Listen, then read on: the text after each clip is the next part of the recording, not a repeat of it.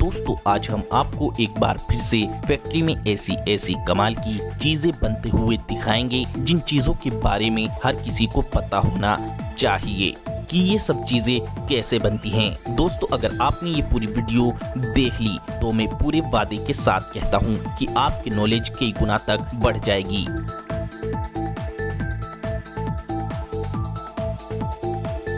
दोस्तों हमने ये वीडियो बहुत ही ज्यादा कड़ी मेहनत कर बनाई है, इसीलिए सभी दोस्त इस वीडियो को अभी एक छोटा सा लाइक जरूर कर दें और वीडियो को पूरा आखिर तक जरूर देखें।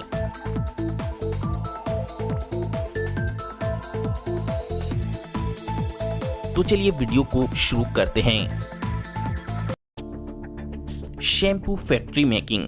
दोस्तों लड़का हो या लड़की, बच्चा हो या बूढ़ा, हर कोई अपने बालों की गंदगी साफ करने के लिए और अपने बालों को अच्छे से अच्छा बनाने के लिए शैम्पू का इस्तेमाल करता है। लेकिन दोस्तों इस बात का किसी को भी पता नहीं होता है कि आप जिस शैम्पू का इस्तेमाल अपने बालों को अच्छा बनाने के लिए कर रहे हैं, क्या ये शैम्पू आपके बालों को नुकसान पहुंचाएगा या नहीं। इसीलिए दोस्तों शैम्पू इस्तेमाल करने से पहले ये पता होना चाहिए कि ये नुकसान पहुंचाएगा या फायदा। दोस्तों शैम्पू फैक्ट्री में कैसे बनता है सभी को पता होना जरूर चाहिए। दोस्तों शैम्पू बनाने के लिए सबसे पहले एक बड़े से मिक्सर में पानी भरकर इसमें cetyl alcohol, citric acid, shampoo को रंग देने के लिए पिगमेंट्स और यूरिया डालकर अच्छे से मिक्स कर दिया जाता है। फिर एक कन्वेयर बेल्ट पर शैम्पू की बोतलों को रखा जाता है और आगे भेजा जाता है। फिर इन बोतलों में शैम्पू भरकर इन शैम्पू भरी हुई बोतलों को कन्वेयर बेल्ट के जरिए आगे भेजा जाता है। फिर इन बोतलों पर ढक्कन लगाकर इन्हें बंद कर दिया जाता है और इन्हें आगे भेजा जाता है। फिर कंपनियां इन शैम्पू की बोतलों पर अपनी अपनी कंपनियों के छपे हुए कागज और मोहर को इन बोतलों पर चिपका देती हैं। इस तरीके से शैम्पू को फैक्ट्री में तैयार किया जाता है। Baby diapers making machine. दोस्तों बेबी डायपर बनाने के लिए इस मशीन में एक साथ दो खास तरह के रोल लगाए जाते हैं जिन्हें सेल्यूलस पल्प कहा जाता है। ये सेल्यूलस पल्प पॉलीप्रोपाइलीन और पॉलीथाइलीन से मिलकर बनते हैं। फिर बच्चों की यूरिन यानी पेशाब को एब्जॉर्ब करने के लिए इनके ऊपर सोडियम पॉलीक्रिलेट, लुगदी और पॉलिस्टर को ये मशीन प्रेस कर लगा देती है।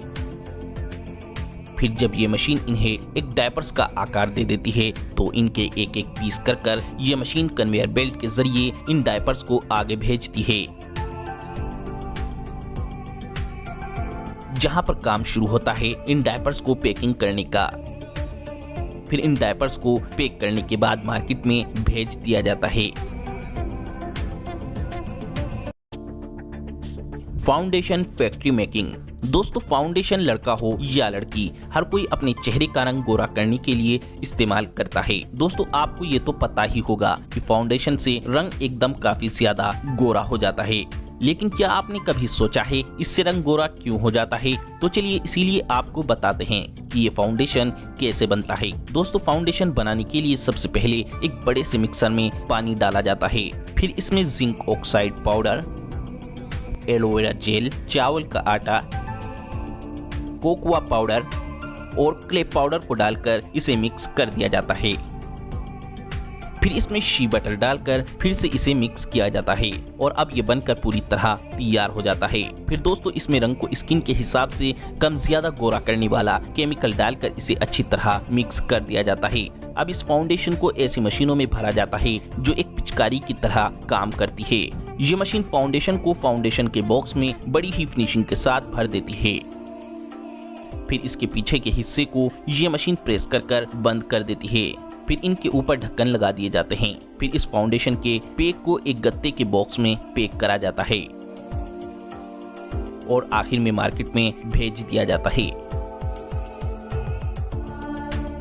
Cloth factory making. दोस्तों आप जो भी मार्केट से कुर्ती शलवार का कपड़ा, लेडीज के कमीज का कपड़ा, शॉल, जर्सी बेड की बड़ी बड़ी चादरें या फिर हर तरह का कॉटन, सूती किसी भी तरह का कपड़ा खरीद कर लाते हैं, क्या आपने कभी सोचा है कि ये कपड़े आखिर फैक्ट्री में कैसे बनते हैं? दोस्तों आप पूरी तरह से जरूर चौंक जाएंगे फैक्ट्री में कपड़ा बनते हुए देखकर। फैक्ट्री में कपड़ा बनते हुए देखकर तो आपका मन भी ऐसी ही फैक्ट्री बनाने का करने लगेगा, क्योंकि कपड़ा फैक्ट्री के अंदर बनता ही बड़े आसान तरीके से है। दोस्तों किसी भी तरह का कपड़ा बनाने के लिए बड़ी सारी अलग अलग रीलों का यूज किया जाता है। बस रीलों को इस क्लॉथ नीटिंग मशीन में लगाकर छोड़ दें, फिर बाकी का सारा काम ये मशीन कर देती है। ये मशीन सफेद कुर्ते के कपड़े को सुंदर सुंदर डिजाइन में बुनकर खुद ही रोल भी करती चली जाती है। टी शर्ट और शर्ट बनाने के लिए भी इसी तरीके की मशीन का इस्तेमाल किया जाता है। बस जिस रंग का कपड़ा बनाना होता है उस रंग की रीलें इस मशीन में फिट कर दें और मशीन में टी शर्ट या शर्ट का डिजाइन भी फिक्स कर दें। बस फिर ये मशीन बड़ी ही तेजी से टी शर्ट और शर्ट तैयार कर देती है। बेड की चादरें बनाने के लिए इस नीटिंग मशीन का यूज किया जाता है।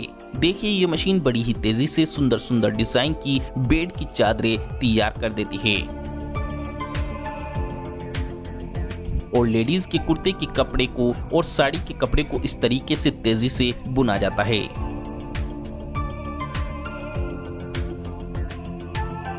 और दोस्तों आप खुद अपने घर पर जर्सी, स्वेटर, किसी भी तरह का गर्म कपड़ा इस छोटी सी नीटिंग मशीन से तेजी से सुंदर सुंदर डिजाइन के रूप में बुन सकते हैं। Fair and Lovely cream making process. दोस्तों क्या आपको पता है कि फैक्ट्रियों में फेयर एंड लवली क्रीम कैसे बनती है? दोस्तों रंग गोरा करने के लिए अक्सर लड़कियां फेयर एंड लवली क्रीम लगाती हैं, लेकिन दोस्तों आपको ये क्रीम लगाने से पहले पता होना चाहिए कि ये क्रीम आखिर फैक्ट्री में बनती कैसे है।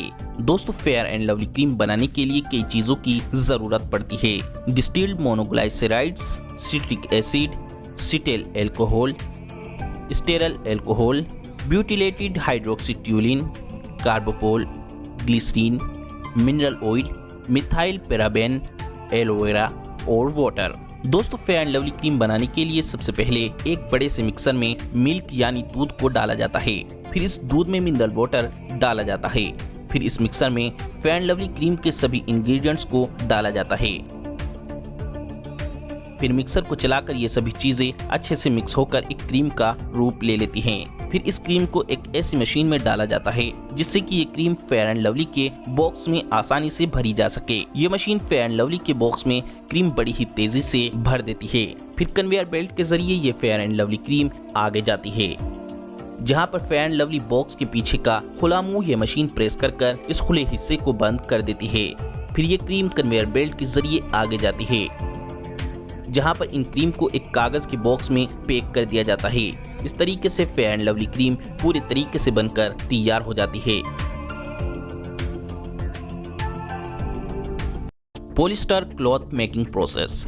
दोस्तों क्या आपको पता है कि खराब प्लास्टिक से नए नए सुंदर कपड़े बनाए जा सकते हैं और आज मार्केट में प्लास्टिक से बने हुए कपड़े बहुत ही ज्यादा पॉपुलर भी हो रहे हैं। दोस्तों खराब प्लास्टिक से नए कपड़े बनाने के लिए सबसे पहले बहुत सारी खराब प्लास्टिक की बोतल और खराब प्लास्टिक के किसी भी सामान को एक कन्वेयर बेल्ट पर डालकर एक क्रशिंग सेक्शन में भेजा जाता है, जहां पर सारी प्लास्टिक को क्रश कर दिया जाता है, जिससे कि प्लास्टिक बिल्कुल बारीक हो जाती है। फिर इस बारीक प्लास्टिक को गरम गरम पानी में डालकर अच्छे से साफ कर लिया जाता है और एक छड़ने की मदद से साफ बारीक प्लास्टिक बाहर निकाल ली जाती है। फिर इस बारीक प्लास्टिक को एक रोटेटिंग मशीन में डाला जाता है, जहां पर यह बारीक प्लास्टिक एक प्लास्टिक पाउडर का सा रूप ले लेती है।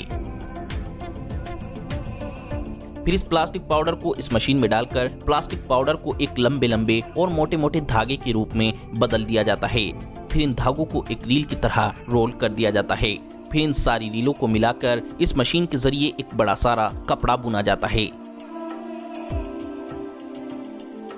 इस तरीके से खराब प्लास्टिक से एक नया कपड़ा तैयार हो जाता है। Honey factory making. दोस्तों शहद एक ऐसी चीज है जो हर बीमारी में किसी न किसी रूप में फायदा पहुंचाती है। लेकिन दोस्तों, आप जो मार्केट से किसी भी कंपनी का शहद खरीद कर खाते हैं, क्या आपको पता है वो शहद फैक्ट्रियों में कैसे बनाया जाता है? दोस्तों, शहद बनाने के लिए सबसे पहले मधुमक्खियों की खेती की जाती है। जी हाँ दोस्तों, खेती की जाती है। दोस्तों, कंपनियों के द्वारा कई सारे लकड़ी के बॉक्स बनाए जाते हैं जिनमें मधुमक्खियां रहती हैं। अब आसपास के फूलों पर से ये मधुमक्खियां उनका रस पीकर अपने लकड़ी के बॉक्स में इस रस को इकट्ठा करती रहती हैं और इस लकड़ी के बॉक्स में ये मधुमक्खियां अपना एक बड़ा सारा एक शहद का छत्ता तैयार कर लेती हैं। जब छत्ता पूरे तरीके से तैयार हो जाता है तो इन मक्खियों पर धुआं डालकर इनको भगा दिया जाता है और शहद का छत्ता निकाल लिया जाता है। फिर इन छत्तों को फैक्ट्री में ले जाकर इस मशीन में इन शहद के छत्तों को डाल दिया जाता है, जहां पर ये मशीन इन छत्तों के ऊपर से वैक्स के कवर को उतार देती है। अब बाकी के बचे हुए हनी एक्सट्रैक्टर वाले हिस्से को इस घुमावदार मशीन पर लगाकर सारा शहद निकाल लिया जाता है। फिर शहद को कांच की बोतल में भर दिया जाता है और बोतल के ऊपर ढक्कन लगाकर कंपनियां अपनी अपनी मोहर बोतल पर चिपका देती हैं। इस तरीके से फैक्ट्री में शहद तैयार किया जाता है।